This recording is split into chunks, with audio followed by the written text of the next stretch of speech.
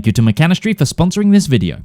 Timberborn, a quaint voxel city builder where you retake a drought-ridden world as humanity's successor, the Mighty Beaver. Our job is to control what little water remains to thrive and survive as a bucktoothed society. You have a choice of two little fuzzball populations, the cutesy normie Folktails, or the hardworking, technologically superior iron teeth who have mastered iron and science to build a hardworking collectivist technocracy away from the lumber-driven traditions of the past. I wonder which one we're going to be playing. Today we will attempt to take the mighty worker from survive to thrive. Time for us to commit deforestation, so like and subscribe as we become the masters of water. I'm going to check out the mountain range map. So we're going to be captains of industry and research. So let me introduce to you Beaver Pool. So as you can see, we start with 130 food. No logs, no ingredients, no materials, no water. We're going to have to harness this location. So let me just take a quick look around. So our water spawns up here in the mountain. And we've got lots and lots of bad water. I think we're going to have to do a lot to... Oh, we got 2 water sources. Ooh, okay. I can see how this is going to work. But first, we gotta build a little village to survive. So our beavers had a lot of building to do if we were to get anywhere close to being able to survive this. However, while assessing the buildings, we made an interesting discovery. We have breeding pods? Oh, okay. We're clones. So we're clones. Timberborn's key challenge is the fact that the soil changes within the game depending on what kind of water it's connected to. Green is fertile, brown is not so fertile. At the beginning of the game, we're very limited in the amount of fertile soil we have, so every single inch of it's gonna count, especially if a drought season is on the way. Therefore, we elected to build most of our starting buildings up on the hillside, leaving as much of the starting location's fertile land to be grown from as possible. Right, so I've placed out 2 gatherer flags and 2 lumberjack flags. Lumberjacks and gatherers have a little bit of a storage in their location, so they will start working. I basically did that because I don't want to just die by not having food. We will get a water pump going. Everyone may, however, be dying of water because I didn't build the water pump fast enough. Fine, I'm sure we'll be fine. We're also going to need a little science lab to get us started. I will probably move these eventually, but first one can go here. We've built a house, so we have some places to sleep. Sorry, a barracks, because we do not have the idea of property. Property is a capitalist ideology, and we should all live in communal residence for the betterment of our people. Our next port of call was to start planning for farming, as it would be the thing that needed to sustain us. Without farming, we wouldn't be able to feed our beavers. After all, society runs on its stomach, and so does the great worker. We also discovered a few differences between our faction and the Folktails, the standard way of playing. The Iron Teeth, quite luxuriously, have access to far better power generation in the form of more efficient early game power sources, which we began to play around with planning. Before we knew it, we had enough research points to be able to unlock the Forester. The Forester is a key building that allows our beavers to plant trees. And trees will be the key resource we need early on to do a lot of construction. And we really needed to get ahead of the game on constructing our first dam in order to survive the oncoming droughts. Oof. Our first drought has started. It's going to last 2.9 days, which means our plank production is going to stop because we don't have water power anymore. All of our crops are going to die. So it's up to the food and water we have stored. So this is kind of the whole growth cycle of the game. And we're going to be living between droughts until we can control the water. I think we'll just about survive this one, and I really mean just about. I also like that we've got these breeding ponds, because that's going to mean essentially controlled population growth, which is super useful. The next thing we're going to unlock is this platform as soon as we have the research points for it. We're reaching the end of the first drought, and just in time because we'll run out of food and water. We might die if things don't grow back fast enough. With the water's return, we could begin breeding beavers using berries. We also then unlocked the Levee, which is a special block you can use to block the flow of water and build reservoirs. Reservoirs are key for us to be able to survive the drought even longer, as it will allow us to store more water in our dams. Speaking of, we required a lot more trees, and before we knew it, our second drought was upon us without a reservoir in sight. At least we had a dam this time, some water pumps, and a rudimentary water mill ready to power our plank production. This was just enough to allow us to live until the waters returned. You join us in Cycle 5, Day 3, where we've built now a bigger dam, well, a bigger power plant, and we've got production of wooden gears going, which is allowing us to build bigger water buttresses. We've also built some floodgates, which we've used to fill an artificial reservoir in the river to make sure we have more water to survive the droughts. A real problem right now is we are running out of food, but I found a tech that might be useful. Yes, under food, there are hydroponic gardens, and we're going to try to put those to use. Hydroponics was a huge investment, but it would be the only way that we would survive long enough, and for it we would need metal. Now, the metal was too far away from our initial settlement, so that only meant one thing. We needed to build a new settlement on top of the hill to manage metal production. So we set about building some more barracks and some starting storage before putting down a district crossing. This would allow us to divide our territory into 2 districts rather than the one global settlement. I love the way these guys just go to town chewing metal and then like walking it back to their little huts. But yeah, we're starting to grab some scrap metal now. And after a long season of trying to build some power cables all the way up a mountain so I can share the illustrious water, we actually have metal production going.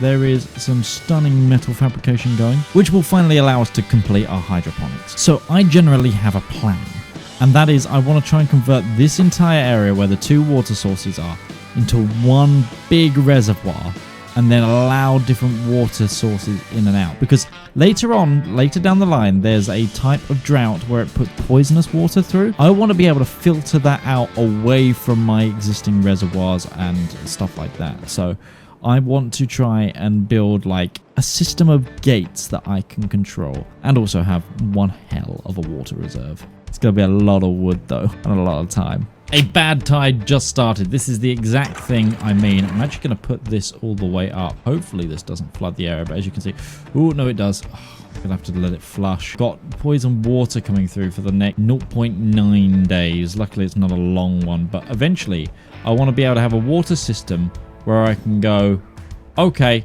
that's going to exit the reservoir this way, kind of thing. That's my hope. The problem is, I'm going to have to be able to do that with both sources. I'm going to try and come up with a way to do it without ruining all the water. Or I'll have to just dump the reservoir every time.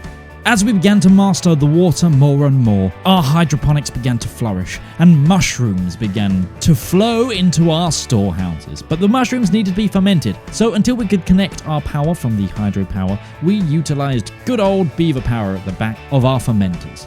Whilst our food stocks were still dwindling, we soon recognized that we needed to pump even more water. Hydroponics were no joke when it came to water usage. And until we had our reservoir sorted and our main dam built, our workers would still struggle for food. But what about entertainment?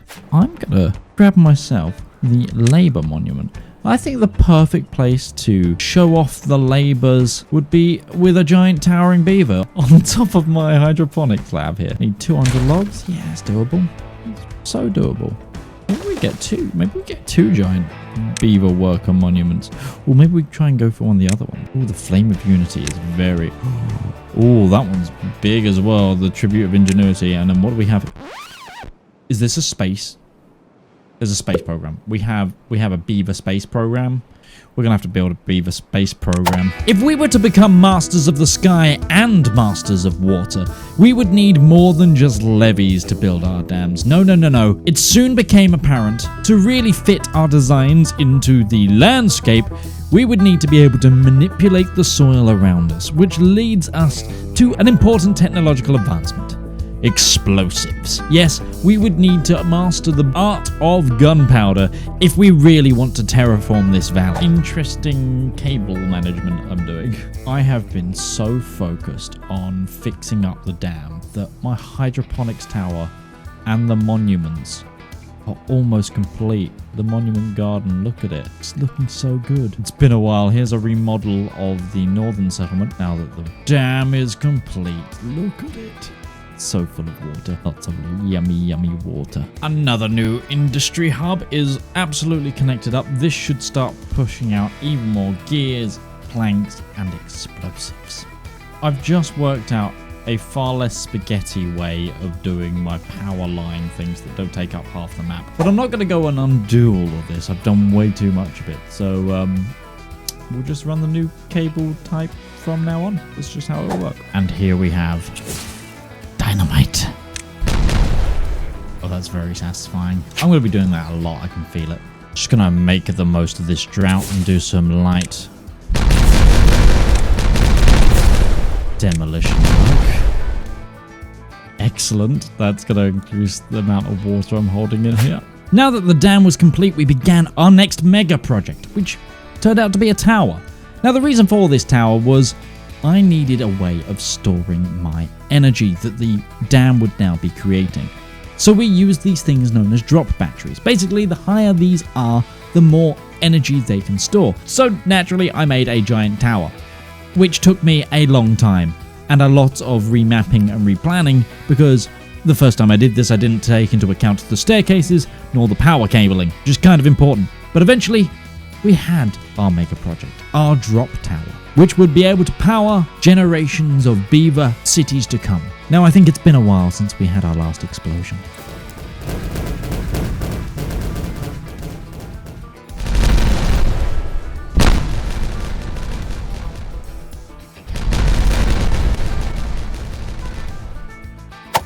So I've raised the level of the dam yet again to try and get this monstrosity to work. However, I'm sad it doesn't. Apparently you can't do... The water's hitting? Why is it not spinning? I'm guessing it's been coded to work on like the below. Like it has to be submerged, but it should be pushing it round. At least a little bit.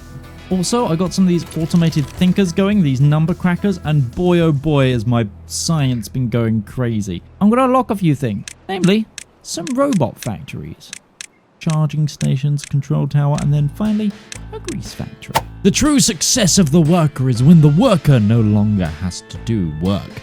Yes, we heavily industrialized this sector of our original district so that we could begin the production of robots. These robot workers would slowly populate parts of the dam to improve our efficiency. Furthermore, we built a third district with another source of energy. The primary focus of this district would become liquids, both water and oil, as we'll need that in future food processing and keeping our robots running. We have 24,000 science, which means I can unlock a few of these. I think I'm going to go for the earth repopulator first. Look at all those materials we need though. Holy moly. Hell yeah. Now this is going to take absolutely forever to make, but look at this location. I love it. It's going to look so good next to the plaza of fungus, or whatever we're calling this bit over here. Nothing says workers collective like a gymnasium, I guess. Right, we've finished the 2 Unity statues. Our robots are working very hard to get this one done, but we're a bit of a ways off. The treated planks are going to be so difficult to get. It's also cycle 20 day 18 now. It was at this point we realized just how up Badwater Creek without a paddle we really were when it came to treated planks. Not only would this slow our overall production, as most of our plank production would need to be funneled into treated plank creation, but we'd also have to stop cutting down our pine trees in order for us to grab more pine resin. This would overall slow down all expansion and collection of other resources, as our main building blocks required planks at this period of time. And we'd already set up multitudes of huge building projects. Trying to build another energy thing, put ourselves a nice waterworks. Treatment area has begun. We've got a smaller other hydroponics. Oh, over here we have a food factory that's making algae food. And yeah, basically I'm just waiting now. Oh, we have a mine. The mines.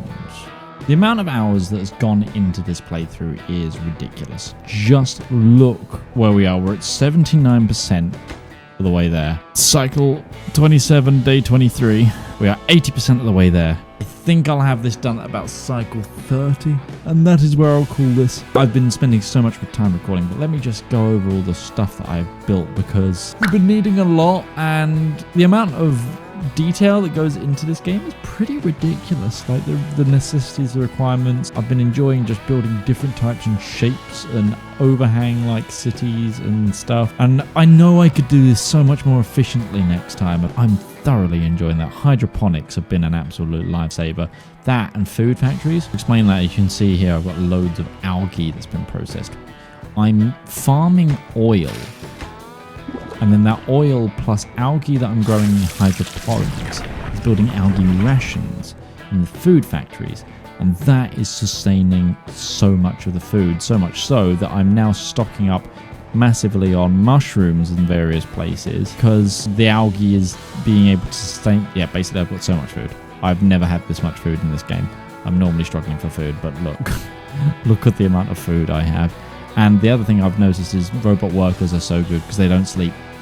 And they don't require housing, they just need to recharge. So as soon as you've got a really stable power supply, oh boy, oh boy. And with our infrastructure nigh on complete, all we had to do was wait for our builders to complete our wonder, our Earth repopulator, our Beaver space program. The only thing the Workers Collective had to do was to hammer it home, until finally the Earth repopulator was completed. We're here. We have the space station. And all we need to do is launch. Apparently, to launch a repopulator, we need 500 treated plagues and 500 berries. Why is there still so much to do? Okay, I'll be back when I can launch. Dam controls the beaver, John. Dam controls the beaver, John. Take your berry pills and put your glider on. 10. And so the mighty 9, Iron Teeth began 8, their journey to the stars. 7. 6, upon their wooden gliders 5, made of treated wood, 4, they set about to repopulating 3, the earth after 2, hard work and toil 1, of the dusty soil below. Their ingenuity had allowed them to succeed for the greater good of all beaver kind. We did it! I didn't know there was going to be an end screen. Oh my god, we went through 1,000 beavers. 762 dynamite detonated. Oh boy. Thank you so much for watching this Timberborn video. If you liked this game, you can actually get a copy of it today by following the link in the description of this video. Thank you again to Mechanistry for sponsoring this video and for giving me early access to Update 6. I've been Midgeman, and I will see you in the next video.